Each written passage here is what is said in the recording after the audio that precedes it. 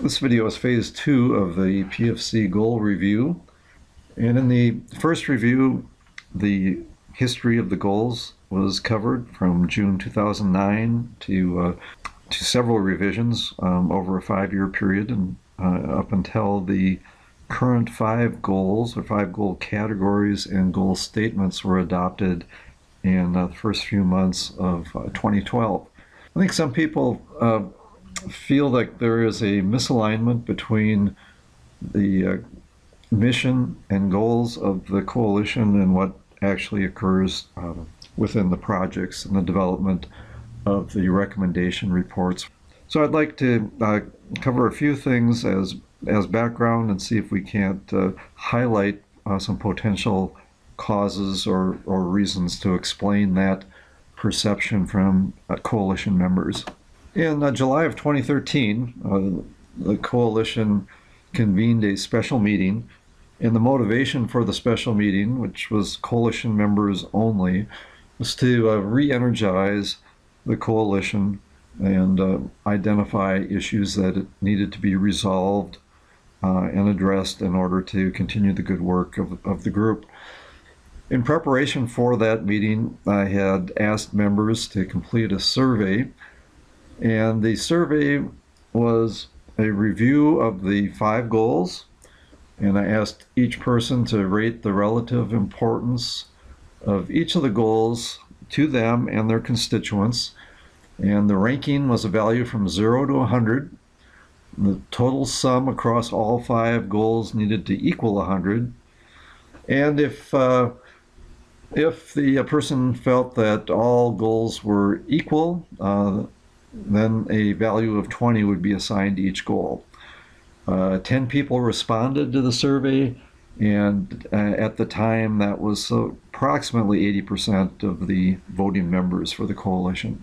Here are the results of the 10, and this bar chart is a calculation of the average weight from 0 to 100 for each of the 5 goals. A couple of things I think that are interesting here are recall that from the first video, the original 2 primary goals for the coalition back in 2009 were a contribution to the local economics through the use of biomass and the enhancement or improvement of wildlife habitat.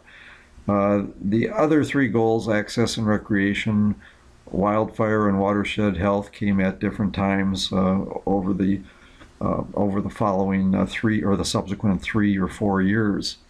But I think what's interesting is that the 2 original goals ranked relatively low in terms of the average. Economics and wildlife were about the same, but they were behind wildfire and watershed health, which were, on the average, ranked relatively high. And at the lowest, which was a complete surprise to me, was access and recreation, given the amount of time both in committee meetings and PFC meetings allocated or dedicated to the topic of roads, the minimum road system, road improvements, road decommissioning, and trail maintenance and trail improvement.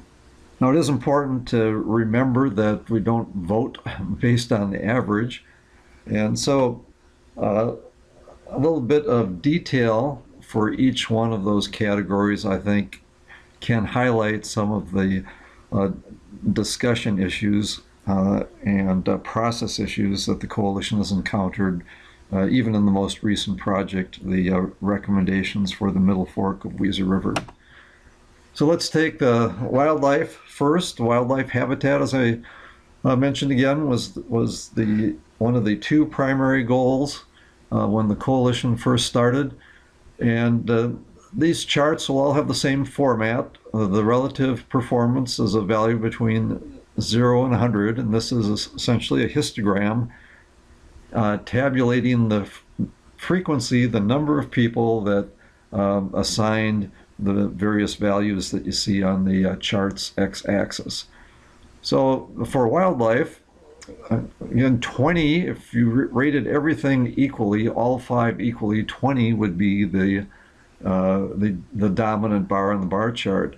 There's a split. There are 3 people who ranked wildlife higher, and the eye-opener to me was that 5 people ranked wildlife in terms of its relative importance to the other goals lower than 20. And considering the amount of time, the first year in particular of the coalition that we spent understanding wildlife habitat for white-headed woodpecker and as the indicator species and related species to that, it was a complete surprise that it would be ranked in this way.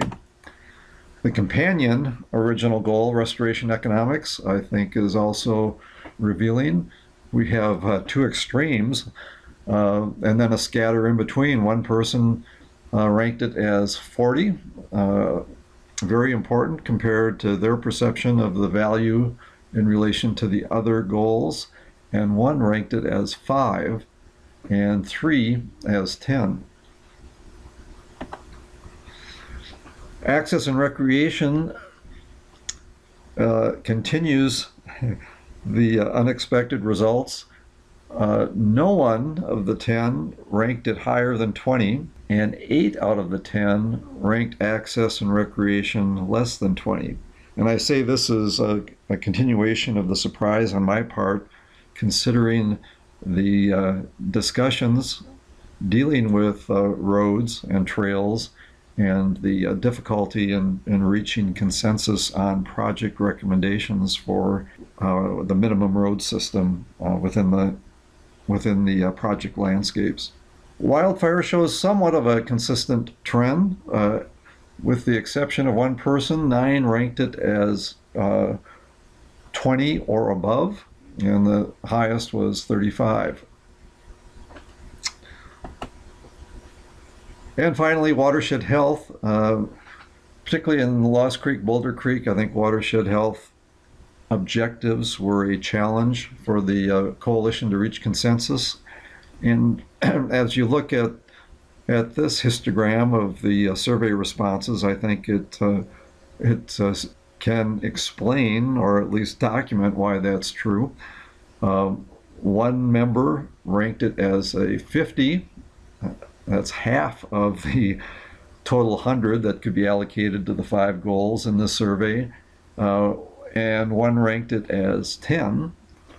And there's a real split between the group. And I think you could easily interpret this as, even though the goal and the description of the goal category of watershed health and the description of the goal was voted on and adopted by consensus, there really isn't a coalition consensus, or there wasn't in July 2013, on the relative importance of watershed health.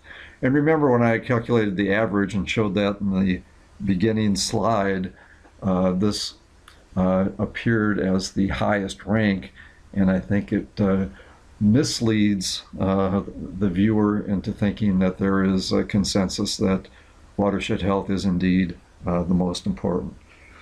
So I think one way to look at these results or to interpret these results is to ask the question, do we really have consensus on these goals and the underlying objectives that are developed on each project in order to find direction for accomplishments or restoration targets for these goals? Or have individuals in our meetings simply acknowledged that the resource topics are relevant for some people, but definitely not as important as we look between or across the coalition members? Now, this chart is a variation on the survey results, another way to interpret it. Each bar represents one response. So on the x-axis, it's labeled from 1 to 10. Each one of those bars is an individual response going from left to right. The colors are indicating the goal. So green is wildlife, red is wildfire, blue is watershed health, the yellow or gold is forest access and recreation, and the green is economics. Now, I think this chart is also revealing and provides a pretty good hint at some of the underlying reasons for differences of opinion.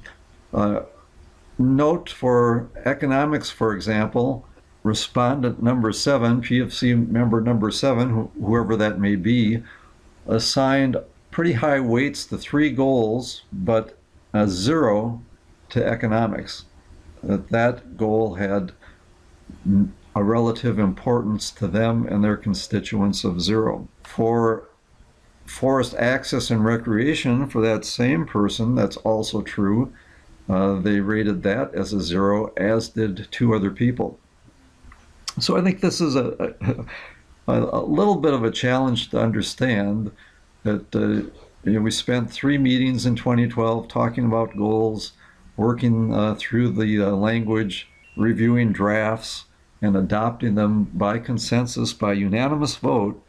And yet when I asked people to give some indication of their relative importance to these goals, we have 2 different goals that have been assigned a value of 0.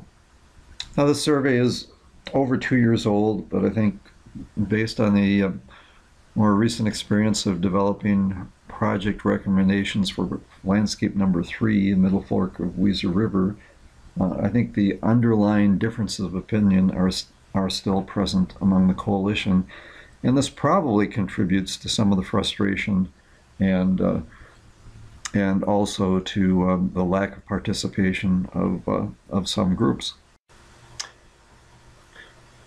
With that background, I think it's time to return to the question from the first video and the 2009 initial meeting of the coalition, and that is, what is the path forward? What can the group accomplish as a collaborative that exceeds what we can accomplish separately?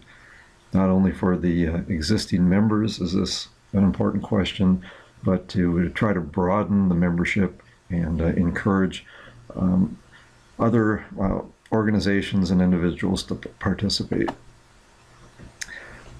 I think I'd like to address that with and this is tied to the goals, although it might seem a little bit tangential. I'd like to approach this from the perspective of the Exploratory Land Use Designation Committee that John Robinson suggested last December. And I call this the game board. And to put it into context from the history of the goals discussion, in the 2009 initial meeting, over those first months in the summer of 2009, the general consensus was to adopt a project focus. People were highly motivated to see actions implemented on the ground and sooner than later. And no changes to the game board. I think we had discussed as a group the potential to address wilderness topics and land use changes, and the group decided that that was a relevant topic, but something that would take more time and divide the interests among the group. I think that's changed based on the interviews that the collaboration cadre had with former members and summarized at the August meeting. I think there's interest in those former members in engaging again if the scope was broadened and if the topics were expanded. And then in December, the Exploratory Land Use Committee was suggested and later formed, and the committee put together a survey of potential recruits. And part of that survey asked the question about the game board. In the slide, I'm summarizing just one question from that survey that dealt with the land use. And the question was, first, a bit of background. The PFC formed an exploratory committee to review land use designations. None of the categories had been determined as of yet. Potential categories included those categories that would address travel management, or categories that provide greater protection, such as an NRA or a wilderness area. And the question was, posed as, would work on land use designations motivate you and your organization to engage in the PFC? Well, in the bar chart, I've summarized two groups of responses. First, in the gold bars are the potential recruits. The survey was sent to 28 people and 14 responded, so half of them responded. And no one said no, which is an interesting outcome. 10 said yes, and 4 said maybe. And I would guess that means they would need some additional information and before they could make a decision. Steering team subsequently asked me to send the same survey to current PFC members. Their responses are in the green bars. Out of the 14 members, only 6 responded, and the answers were quite a bit different. 2 said yes, 1 said maybe, and 3 responded with a no. So why do I think this is relevant? If you remember the bar charts for the goals survey, I think it has that same sort of split, where at least those who responded from the PFC have some strong feelings, or potentially have strong feelings, or at least are skeptical that this would be a productive use of the coalition's time. Those that were surveyed that are not currently engaged but are considering it sounded very interested in this area that would broaden the geographic scope and also the range of topics.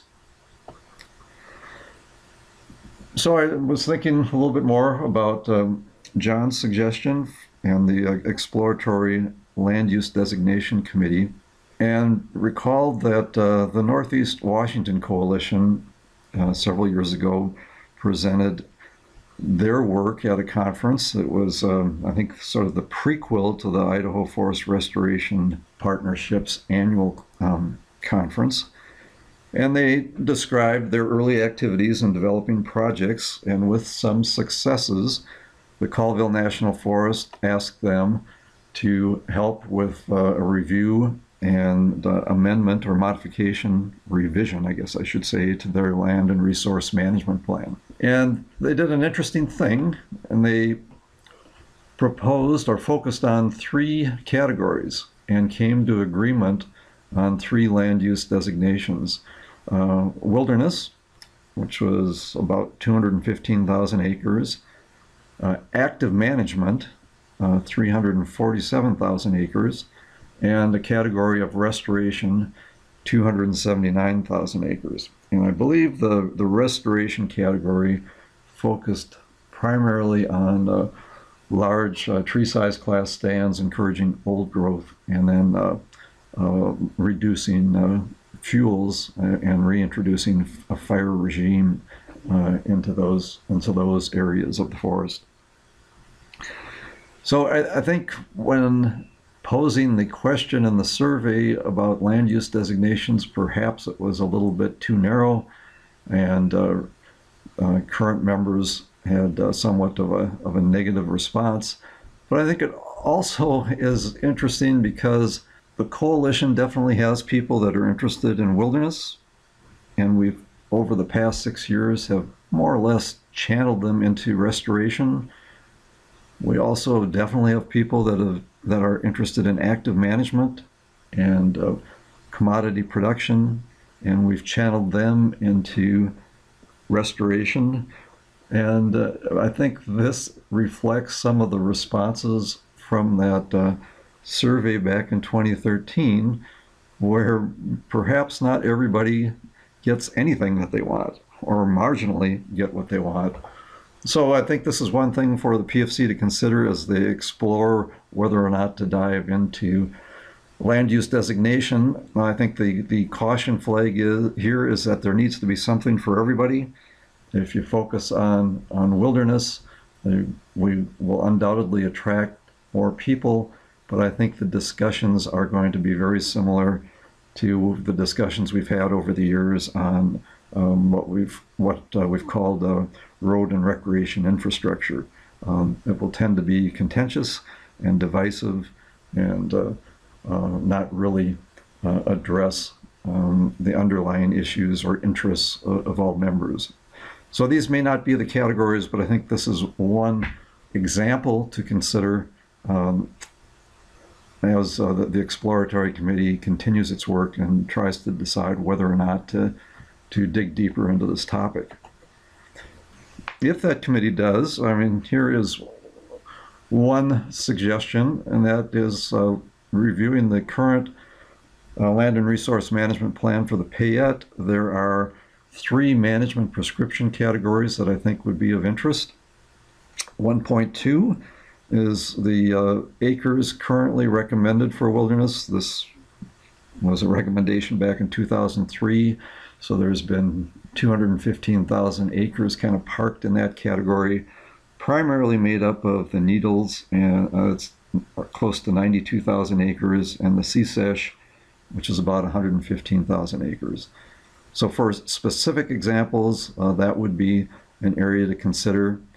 5.2 is the management prescription category that has a commodity focus in forested landscapes, and currently there are 247,000 acres in that category, some of which the coalition has reviewed in both the Lost Creek, Boulder Creek, and Mill Creek Council Mountain projects.